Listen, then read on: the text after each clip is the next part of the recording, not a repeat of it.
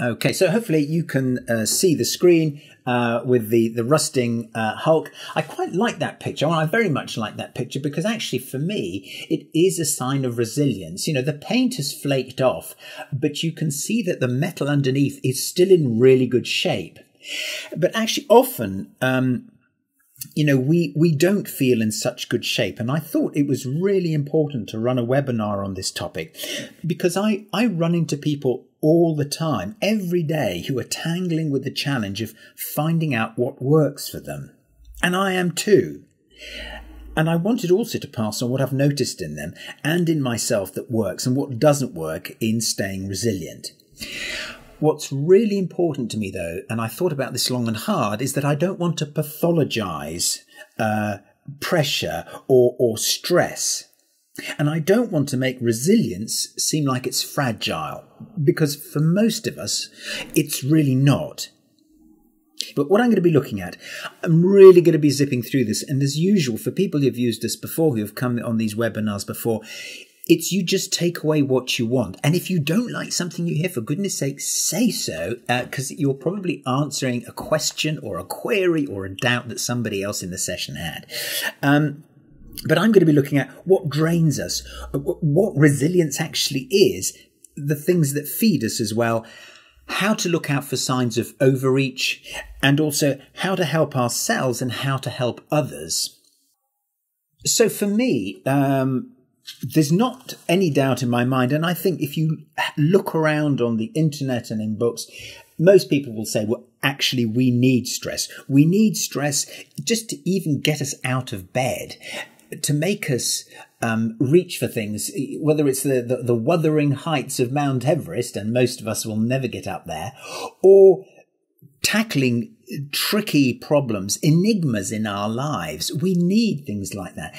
And also, in reaching for something and being put under pressure, it actually gives us that opportunity to prove ourselves and to feel like we've conquered something really amazing.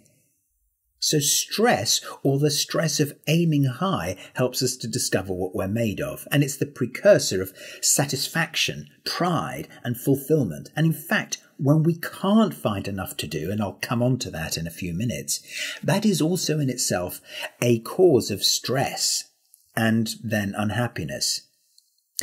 But as with anything good, it has its bad side. The thing that drives us to excel can also fatigue and damage us. There's no denying that, and even shorten our lives. So how does stress come into our lives? Well, I'm going to really break it down at its very simplest, and hopefully, though I'm doing justice to reality as well. Well, the way I think about it is there's an outer game to start with. So these are things that are happening to us externally, things we have to deal with that are in public view but are also outside our own heads. So sometimes we put ourselves under pressure by doing a difficult sport, or we enter ourselves for a particular challenge. It might be a diet, it might be a marathon, it might be a particular physical goal that we have. But also our jobs are intrinsically contain an amount of stress, but they also contain an amount of satisfaction. For most of us, a working life is what keeps us going. It gives us the structure that stops us getting bored and stressed like animals in cages. And also there are medical problems that we encounter from time to time. We all encounter problems, and sometimes they are obviously very large and they have a massive impact on our lives. So that's the outer game, stuff that's coming from outside. And then the way I look at it, there's also this inner game. Now, I've always had maths and calculus, anything like that has always been my bane, and it's taken me years to actually conquer that myself. But that's bittersweet, and internally we have all sorts of things that happen. Sometimes we're actually actively, as externally, taking on things which tax our minds and our feelings. And of course, the two things interact. I can become depressed through being ill or just off colour for a long time, or indeed I can make myself physically ill by putting myself under constant pressure to achieve something positive. like at work, or intellectually, if I'm studying at university, or taking on a relationship which is really difficult because the other person is bringing some problems or complications or new situation with them that we have to try and adapt to. And of course, and one of the reasons I wanted to run this webinar now at this stage of the year is this is when we've got that run up to Christmas, when we're all desperately trying to get stuff done. We're trying to shut stuff down. And also, actually, my experience is to start some things off as well. And that can put us under tremendous pressure. But we think, if I can just make it till Christmas, I'll have a nice rest then and it'll all be fine. How many times have you been ill at Christmas? Hands up. So the two things, of course, interact. And it's never one thing acting on its own. But the thing that really comes into play here, the element that makes the difference between whether stress is welcome or unwelcome, and I could almost say damaging and not damaging, is whether we choose to put ourselves under that pressure. Choice is the mediating effect for me. Did I choose to take this challenge on? Did I go for that extra tough job? Have I chosen to be in this relationship? Have I chosen to buy that house or to take on that piece of debt or to make that journey? Or, as is often the case in life, has it just come at me and I just couldn't choose? It was unexpected. Now, here's one of the tricky bits, because undoubtedly some of you will be thinking, well, actually, really often when bad things happen to us, quote unquote, actually, if you look back at the choices that we've made up until that point, very often we have to bear some responsibility for the bad things that happen to us. We get ourselves into certain situations. We strike up relationships. We strike a particular pose in life. We take a position, and that position can put us in danger. So being really conscious about what we're choosing is important.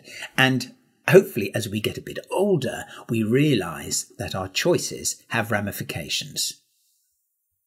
Now, on that note, I said you needed a piece of paper. If you haven't got one organized already, if you grab yourselves a piece of paper right now and something to write with, and we're going to do a little exercise for about a minute now. I'm going to stay quiet for about 60 seconds in a moment. And what I'm asking you to do is to make a note of what your 3 top stressors are. What are the things that cost you in terms of getting frazzled? I'm not talking about just getting tired, and of course that can be a stress in itself, but having a long day, okay. But is a whole series of long days one of the things that gets you going? And see if you can shove it in the outer and inner column. It doesn't matter. You just need 3 things in one of these columns, and then maybe tick in the 3rd column whether you chose it or did it come your way without your choice. So I'm going to be still for a moment. I'm going to be quiet for 45 seconds or so while you're filling this out.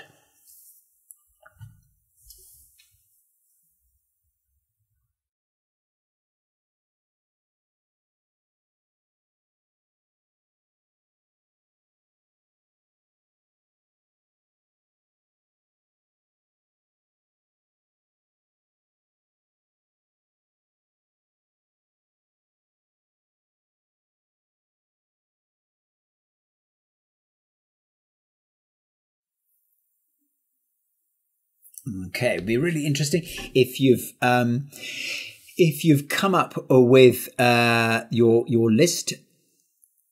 Let me have or put up in the Q&A pane on the right hand side of your screen your top 1 and whether you chose it or it chose you. So type into the Q&A pane what your top stressor is and whether you chose it or not.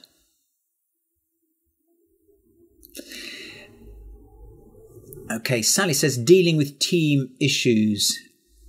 Tamina, time, not enough of it. Staff member who moves on is Ruth. Time is Lyndon. Nina says, potential lack of work.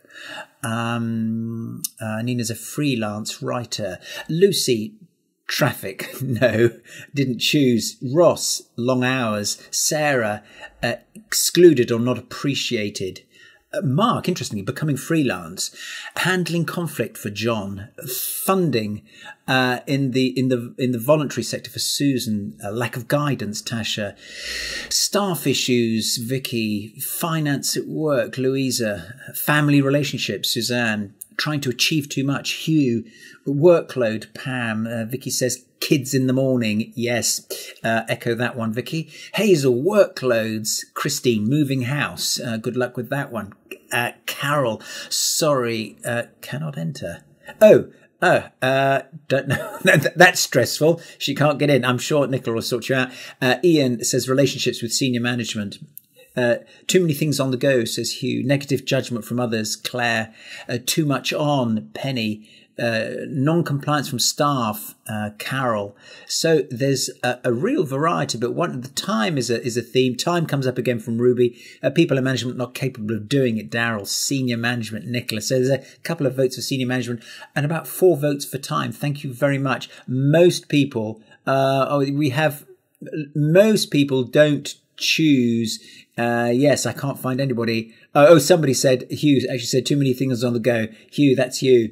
No pity there, Hugh, but well done for taking it all on. Okay, that's really interesting, and I'm surprised at the variety too. That's a surprise.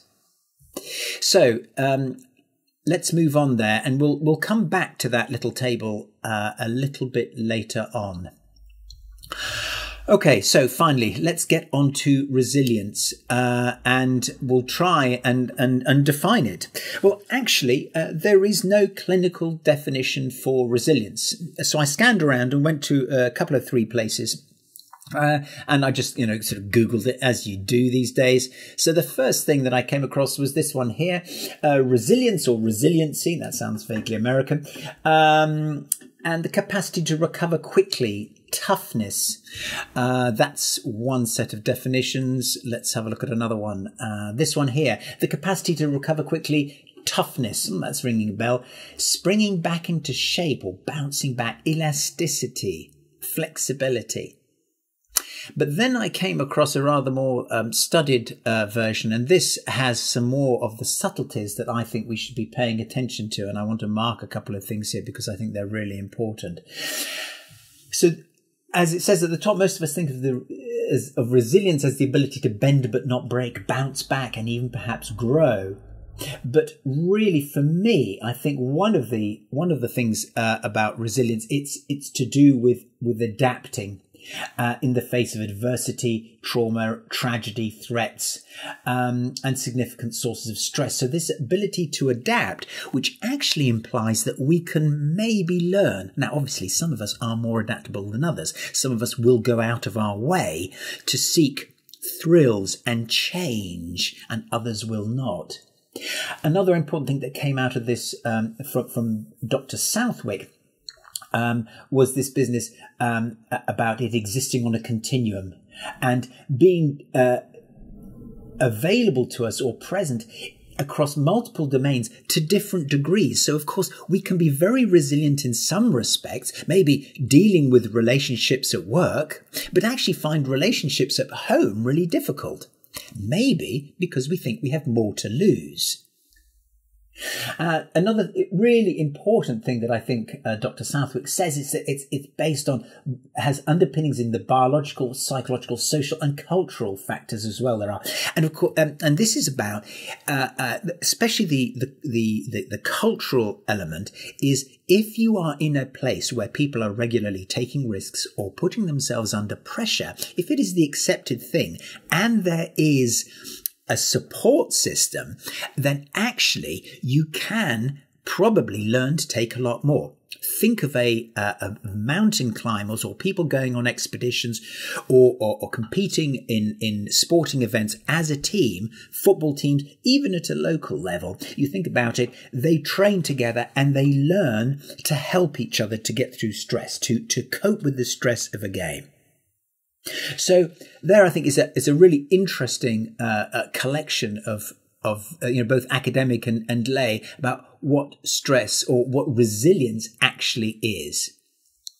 Now, I want to turn on to what drains us, what makes resilience ebb away from us so quickly.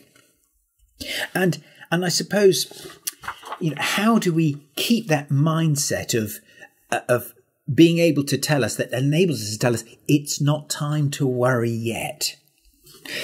Okay, well, there are the drains to look out for in my opinion. The one that I noticed, and I've talked to my girls about, 14-year-old and 16-year-old just yesterday, is the electronic interference. It's always around, and leaving these devices on lets us be prey to this dopamine addiction that we have, and dopamine is a chemical produced in our brains. And what that does is it's the reward. It's the reward both in pleasure and pain, either the relief from pain, oh phew, the email hasn't come, or oh golly, that's fantastic, we just got the deal. But actually constantly being plugged into our electronics stops us from attending to where we are. And in the case of my daughter yesterday morning, looking at her phone, scrolling through the screens while she's eating her breakfast. It's especially bad when the task that we have, as was the case with Sasha yesterday, was to try and rest, to try and conserve energy before a long day at school, and to eat properly, not in some distracted fashion. So that's one of the things that I think really drains us. And I know that it is possible to switch off. And I have evidence that people who have managed to leave the electronics behind when going on holiday, whilst they become rather stressed at first, they get used to it. And then halfway through the holiday, they think, oh my goodness, I can't believe I haven't done that before. The tumble dry mind is one that you will all recognise. The same things going round again and again and again. And this is really difficult to handle, but I'm going to come on to in a second at how we actually do that. It can make, the worst part about this is that it makes it feel like there is more to contend with than there really is. Because it's impossible to count how many items are going around and around. Now, this is one that people find themselves particularly torn on, because some people enjoy going around fixing stuff, adapting, saying yes, taking on extra tasks.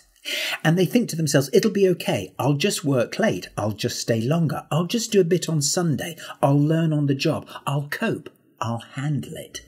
And that's fine. But these activities, and even this base way of thinking, as an underpinning to how to run a life, is extremely draining. And it can be that we just really take our eye off the dials. More about those in a few minutes. The other thing that really acts as a drain is becoming the fourth emergency service, helping others even when they don't want it. Stepping in, being indispensable, or simply witnessing distress again and again. I did a spell with Essex Police, watching them how they handled calls and doing some advisory work about how to keep their distance, how to empathise with distress callers in the most horrendous circumstances, as a way for these call handlers to hang on to their own feelings, their own sanity, their own resilience. The conveyor belt is one that you will probably maybe feel at this time of year in particular. It seems like it's been a long haul, and the repetition is something that not all of us enjoy or get fueled by. The point about this conveyor belt is the notion of not stopping even when we can. Even when we could have our hand on the red stop button, we don't. And this again is a form of addiction.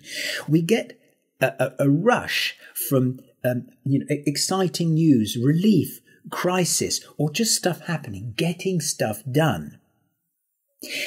And when we do choose to stop, or we're taken away from that environment, maybe we're promoted, or we're put on a project, or we're taken away from our teams, or we get ill. A client of mine got ill totally unexpectedly this year, and he had to take 3 weeks off. No choice. His team were just fine. And when he got back, it was wonderful for him to see how well they'd handled some really big stuff. But at the time, he was very distressed about it. And of course, what this was being distressed from actually not doing what he was normally doing. And so on. After the conveyor belt, we've got, at a more existential level, is trying to figure out what we're supposed to be doing. Why am I here? People who tend to do project work have to be extremely careful about outlining the parameters of their job. They need to understand their mission very, very carefully. And I often help people to think through, what am I here for? What am I really good at? What can I do in any environment? And I try and get them to boil it down to just 3 or 4 things that they can then explain to the project leaders, the project managers, the project sponsors, so that everybody knows why they are there. And the biggest one for all of us, and this is a no-brainer, but I wanted to say it because it is so big, is fear. Being frightened is deeply stressful. It is a big drain on our resources. And this is the only one that I think is non-negotiable. This is the one that has to be sorted out immediately, and I'll come on to that in a few minutes' time. Being afraid before a presentation is one thing, but being constantly afraid getting out of bed in the morning, wondering if you're going to be able to manage your job, that's not on. And I'll come on to that. As a very basic way of looking at this, here's a kind of equation to consider. If I think about, and of course you can put numbers to this if you like, but it's the quantity of the stress times the type, whether I find it really difficult or not, divided by the choice. The more choice I have, the bigger the number, the easier it is to bear the stress, and the easier it is for my system to bear the stress. But if the choice number is small, the quantity and the type will weigh much more heavily on me. So there's one way to think about it. But of course, stress isn't linear. It's not easily worked out on the back of a fag packet like this. But it's certainly worth thinking about the business of choice. How much stress you're having, how many stresses, and what type they are. Okay, let's get on to brighter news. I must confess, when I was preparing this webinar last couple of days, doing those screens and thinking about distresses and reading about them really got me down. But anyway, so here we go. Let's get on to the replenishing bit. All right, so 7 things that can replenish us. Well, the most obvious one and the most, I think, important one is some sleep. Sleep is the big repairer. Your body produces melatonin, which is a body repair. You need darkness, by the way. If you sleep with the lights on or the hall light on, beware. The darker the room, the better it is for your body. It can't produce so much melatonin if you're in a light environment. And it's sleep, and of course the thing that goes with it, or before it, hopefully, to help you to do it, which is eating properly, is immensely important, not just from the point of view, the physical point of view, but also from the point of view of morale. It gives us a sense that we are in charge of our priorities. If I get myself a decent meal at the end of the day, it means that I had something left that I could manage. And that's really, really important. Now, also, before people often say, oh, well, I'm having difficulty sleeping. Well, one of the things that people find really useful is if they can manage to actually find a way to park the thing that's getting on their minds. Actually writing it down is often a terrific way of making sure that we have sort of got rid of the things that we don't need, and what we certainly don't need for sleep, so that you can actually settle your mind enough to get away to the land of Nod. So parking issues, situations, thoughts, even brilliant ideas. You could, as a trick, keep a notepad by the bed. Okay, so this one, stop. Rediscover what it is like to stop and value stopping. I think it's a really strong thing to do, to just stop. And this means 5 minutes a few times a day, to stop at the end of the day, to stop at the weekend, to stop at the holiday. But actually learning to stop completely is another great way to rest your brain and your body and your stomach and everything else. But also, again, it feeds off itself. It's actually a sign that I am in control of my life. Having the conversation, leaving things hanging over us in relationships and at work, stressful. And as Ian said, relationship with senior management, that's one of the things that comes out. Handling conflict, that John said, all of the things with people, people management, people not capable of doing it, as Daryl said. Nicola bringing up senior management. This is all about conversations that haven't been had or haven't been had to a sufficient degree. Having the conversation, ticking it off the list, it not only gets rid of the problem, but again, it makes us feel capable. It makes us feel strong that we were actually able to do it.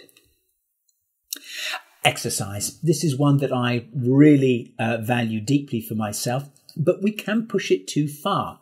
And so, there is moderation here. And some people think that by getting very, very worked up in exercise, it's actually relaxing. Well, actually, I don't think exercise truly is relaxing unless it's Pilates or something like that. But there are a great number of sports that actually do feed us, again, with this feeling, this sense of control, this sense of competence. Many of the sports that we can take up have a high degree of skill. And so feeling good about ourselves, doing something difficult at the same time, getting out of breath and doing something physical. And of course, getting all those wonderful endorphins running around our bodies, which is, as you know, if you've read a bit around this, endorphins are our own homemade morphine, and they have very, very similar effect to us as does morphine. I've never tried morphine, but I can tell you that going for a really, really hard run is a terrific way to do it. But don't overdo it. And as came up in an organisation that I worked in recently, this will make a couple of you smile, and do it today. This is interesting. This is something I tripped over in this particular organisation, and it just rings in my ears whenever I've got something in front of me, and it's, I'm thinking, I think it'll be okay. It doesn't need, no, just do it today. Do it now. And again, the feeling of relief of striking it off the list is one thing, but the feeling that I was actually able to face something that I didn't want to face is a very replenishing thing to do to myself. Can't recommend it highly enough. Get it done. Procrastination does not feed us, I don't believe. And finally, say no. This is a tricky one because I don't want it to come across as obstructive, but at the same time, being able to say no and why we're saying no to people is really important. Not only this is about control, but this is about not becoming overloaded unnecessarily. Some people will just ask us to do something because they ask people who are busy and who are capable. But that's not a reason to go around saying yes to everything. It doesn't have to be done with attitude. And actually, if I think about the people who work for me, the people who I really respect as my suppliers, they often keep me waiting a very long time, but I won't go anywhere else because I like the way they do things. But they are very good at saying no. And occasionally when they turn up with something a bit earlier, I'm terribly grateful. But saying no is a really good way of maintaining your morale and your energy levels and your resilience, and also a good way of maintaining quality. So those are the things, the things that drain us and the replenishers. But what about when things have gone too far? How can we tell when we're really have really started to overdo it already? Well, the image that comes to my head is a flight deck, and this must be mine, slightly rusting dials, but most of them still working perfectly well. I've never had to pull the fire extinguishers, fortunately, hence the wires still over them.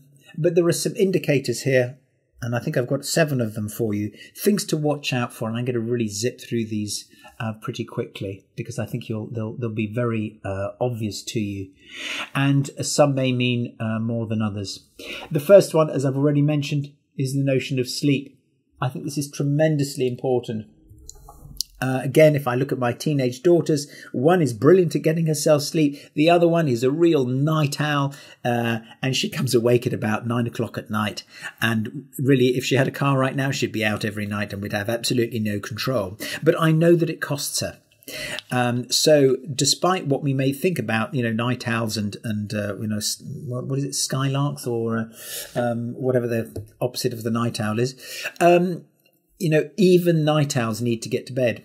A number of years ago, oh gosh, I'm talking about 25 years ago, I went to learn to meditate. I do transcendental meditation when I have the chance. And my daughter, Vianne, the night owl, also did.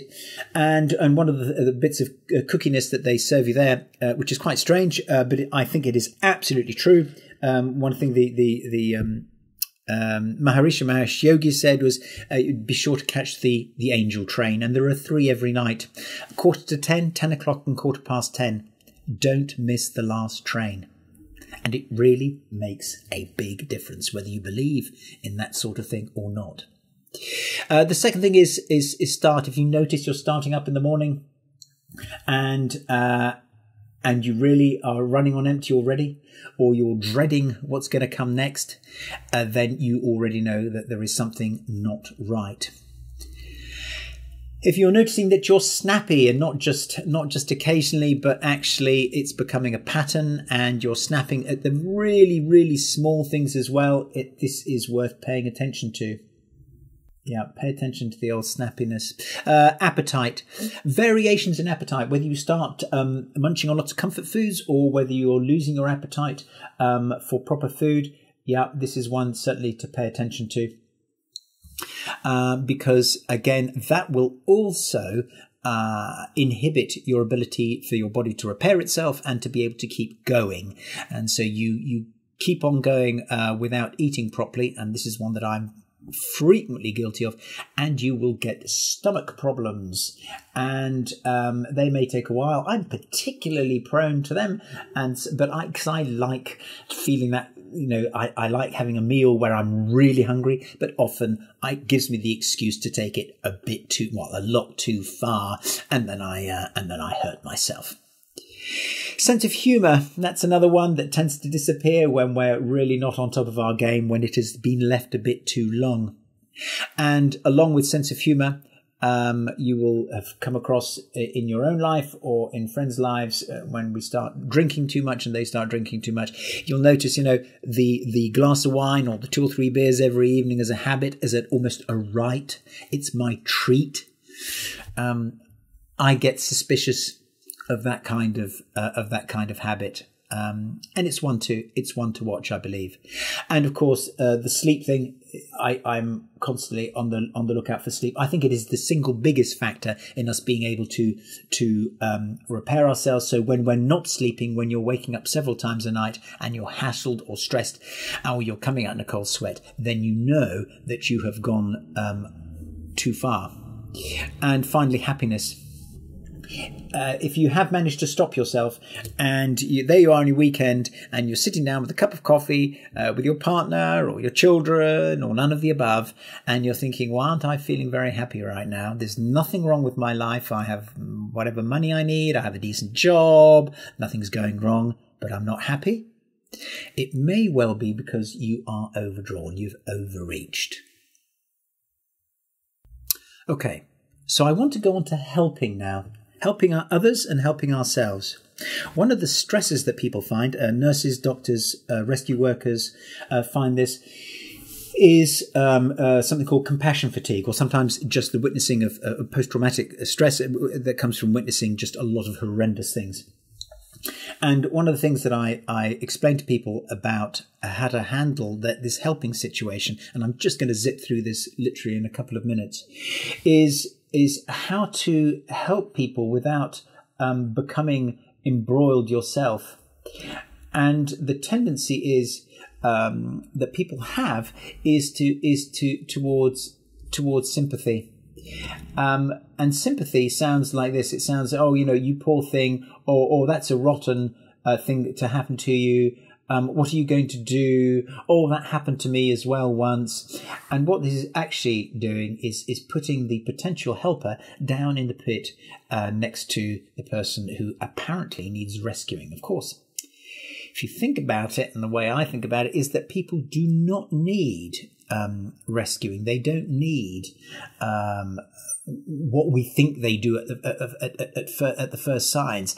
And at first, when people encounter the business, and my people are turning out a bit weird today, encounter the notion of empathy, it can look rather cold and sound rather cold, but actually it's not. But let me tell you what it sounds like. It's turning around to somebody and saying things like, you sound really fed up. You look worried. I guess that's because da-da-da-da. And actually pointing out how somebody is feeling, but without standing too close to the edge, allows the other person to deal with the stuff themselves. And that's really important. We can actually help people a great deal without getting involved. And that, for me, is the golden rule. You can help more people either through coaching or who are in really sticky situations in more of your sort of guardian role as a leader, or indeed in your family, your relatives, your husband, wife, spouse, whatever, by actually not getting involved, don't give advice. You don't need to give advice. As soon as we start to give advice, we find ourselves down in this pit, because the person, as soon as we give advice, the person says, no, that won't work. Oh, well, have you tried this? No, that won't work. And then we've got horribly tangled up in a problem that is not ours. So the shorthand for helping other people is to empathize. If I turn that round back to us, actually the same thing applies. Being prepared to explain to myself and explain to someone else I trust what's going on for me is a really good way of thinking things through. Some of you who have worked with me will know I have a supervisor. Coaches, psychologists who work with people all should have a supervisor. Mine is Professor David Lane. He is an eminently qualified chap. He's chartered in 3 different disciplines, including clinical psychology. So I really trust the guy. He's also an occupational psychologist, coaching psychologist, etc. And I go to him and I talk about all kinds of stuff. I talk about work dilemmas, about how to run projects, about manning. I talk about my feelings. I talk about what's draining me. I talk about my practice, how I coach people, how I'm infecting coaching with my own presence. I go through just about anything and everything in the space of a year. And that is a way, and he very, very rarely chips in with anything. He just plays things back. And it's a terrific way for me to get a handle on the places where I am making mistakes, where I am jumping in the pit with people, where I'm even jumping in the pit with myself. And most recently, it's helped me to understand what it is to be happy, what it is to be satisfied. So actually having somebody, a mentor, a supervisor, or someone like that you can go to just to talk, all they have to do is listen, is, I think, one of the key ways to keep ourselves resilient. There are other actions required after that, but that is a vital first step. Keeping a perspective or gaining a perspective on what we're doing, how we're doing, and how we're feeling. Okay, I want to get on to some questions now. That's all the material that I have for you.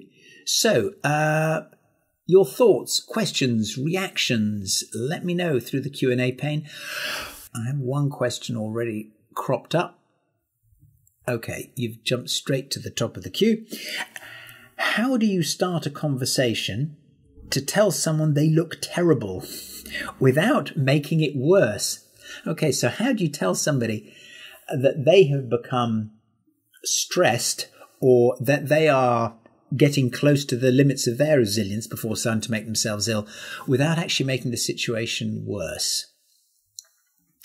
Well, I think the first thing to do is to actually admit to your own feeling about what you're seeing.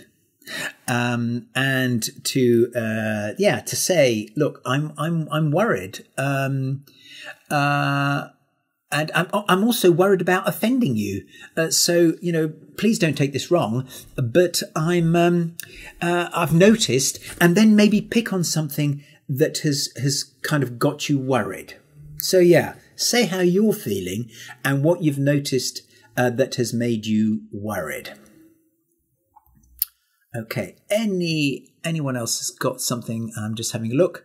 How do you know when enough is enough? That's from Hillary.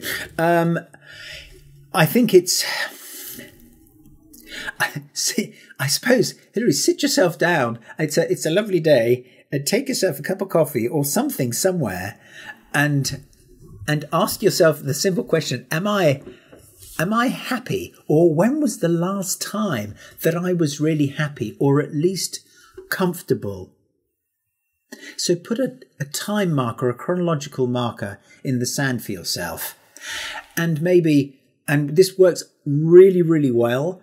Particularly, I'm not saying you're suffering from post-traumatic stress, but soldiers increasingly are encouraged to write things down, to write stories. Write yourself a little narrative of what's been happening and where you are.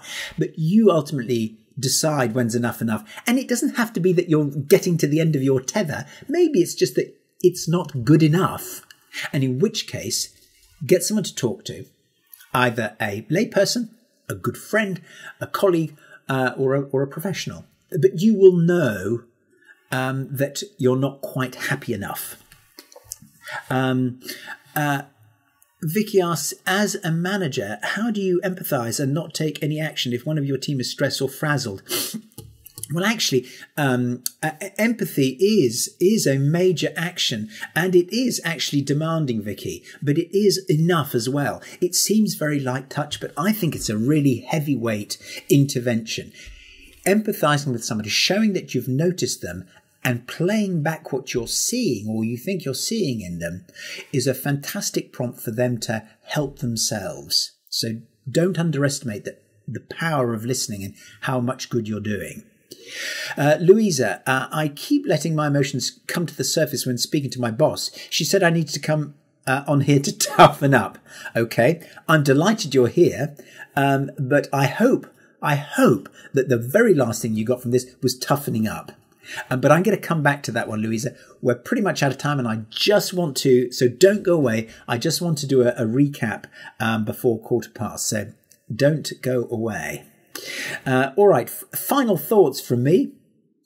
Well, as I said before, eat and sleep. Really simple stuff. Do the normal things. Secondly, some exercise. Take up a sport. But think moderation. You don't have to climb Everest.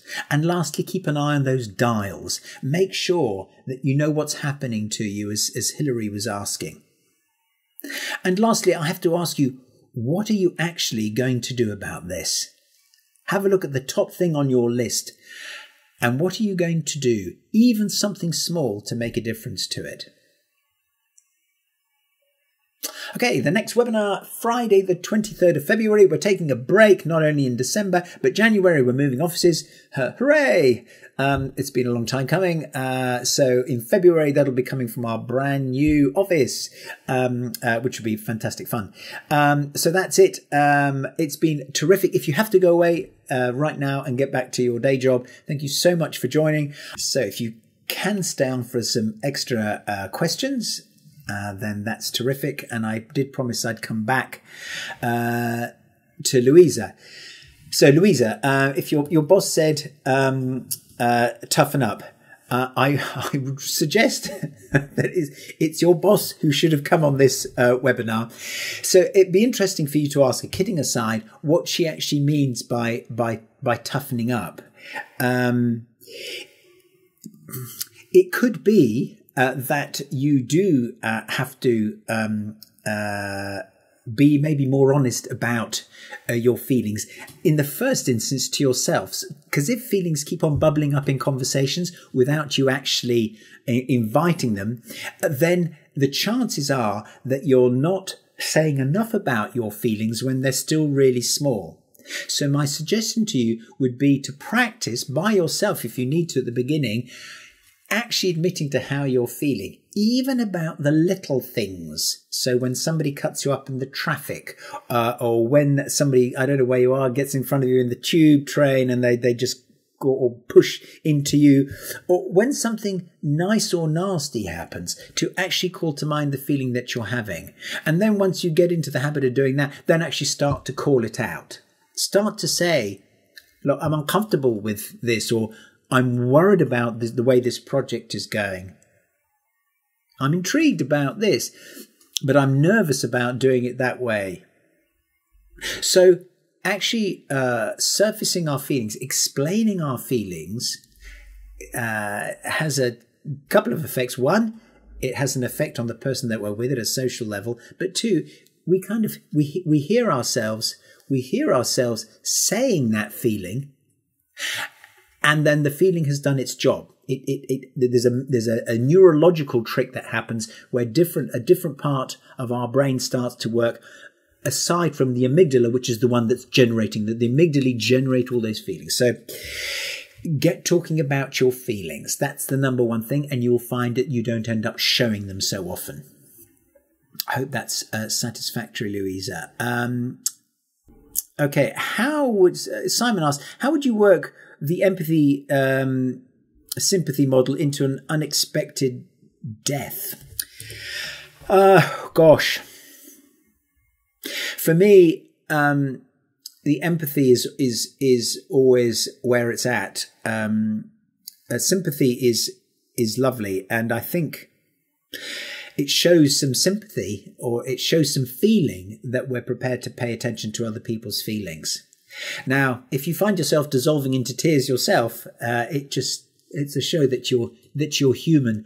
So there's nothing wrong with sympathy, but bear in mind that when we're in there, we're in a sympathetic state with people, we can't take it any further for them. And maybe we need to do that, but we're not actually going to be able to be of material help to them, I don't think, until we can settle our own feelings down to enough of a degree where we can actually pay attention to their feelings more than our own, and then we can empathize. But empathy still is full of compassion. So I hope that says something there useful for you, Simon.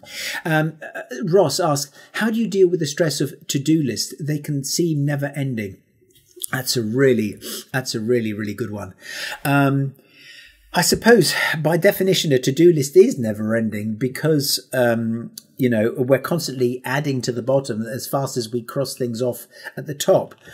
One of the ways I think I've come across, which seems to be successful, and I've seen it tried out by different people, is to actually be realistic about what you can get done in any 8 or 9 hour period. So what I find myself doing is marking the little things with asterisks or in red to say, no matter what, that has to get done today. And I have to be prepared to be satisfied to reward myself. If I get that thing done, fine. The rest can just go swing until tomorrow.